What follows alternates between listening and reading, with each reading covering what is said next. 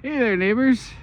It's the great Snowpocalypse of 2026 out here at the 15&B neighborhood garden and continual soiree. Look at how nice that looks. I'm just on the first steps on this snow. It's pretty well packed. Look at this. That's so pretty. I'm gonna take some pictures. So pretty and still. Ooh! Those look like dog tracks. Shall we hunt the hounds? Look at this. Alright. That well. This is pretty. Oh golly. So there's really nothing to do in a garden so long as the ground is frozen. Because at that point, whatever you got in, you got in. It might be tulips that overwinter, it might be garlic, it might be winter wheat, it might be kale, spinach. I've seen kale and spinach both overwinter. Now, they're not growing in the winter. They're staying alive. Staying alive. That's about it. They're warmth and sunlight, moisture, nutrients. These are what a plant needs to thrive. So they'll grow to a point, and they get a few hours sunlight every day, and they'll grow a little bit.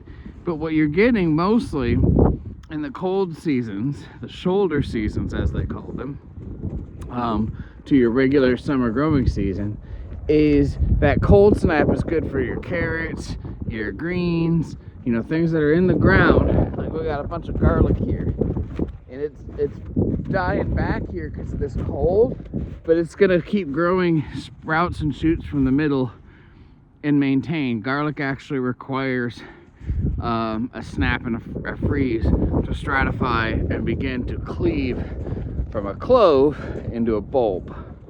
All right, got the greenhouse here. It's nice out here, man. Talk about just a quiet place to come meditate right now. So there's nothing to do for an avid gardener. You've already done all you can do when the ground's frozen, pretty much. And so you can build structures and features, and you know, we got a greenhouse coming for a piece of property the owners of this property have in Tennessee, building that, preparing for the next season. But there's nothing garden-wise as far as the botany and horticulture that you can do. So an avid gardener who's gardening all the time should live in like zone 9 or 10 if they want to garden year round, at least outdoors without greenhouse. And that is like West Coast, that is like southern half of the country, you know, that is not you know, here in Kentucky we're zone 7, we get frozen ground sometimes. This doesn't happen in Chico, California. This does not happen there. You can grow cherry tomatoes outdoors if you do it right year round in Chico, California. Can't do that here. Most certainly cannot do that in Port Huron, Michigan. Port Huron, Michigan has about half the growing season as northern and central California. So someone can have gardened for 10 years in Port Huron, but somebody who's gardened for 10 years in California has done twice as much gardening. You know, people think, they get kind of myopic, they think that their community is how every community is, that the ground freezes from October to May everywhere. This is not the case. What I found living in California, having been a transplant from Michigan, is that the number one reason a lot of my friends hadn't moved to California is they honestly didn't know any better. They didn't know that you could live somewhere where January is like hoodie weather. I didn't own a winter coat for like 15 years. I mean, sometimes I guess, but for the most part I didn't wear a winter coat for almost the entirety of 15 years living in Northern California. You know, because you don't really need to. A hoodie and a nice sweater underneath, and you're fine in the coldest months.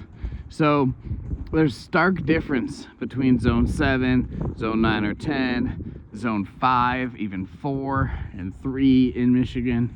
And generally speaking, Your zone tells you about how many months of growing season you have.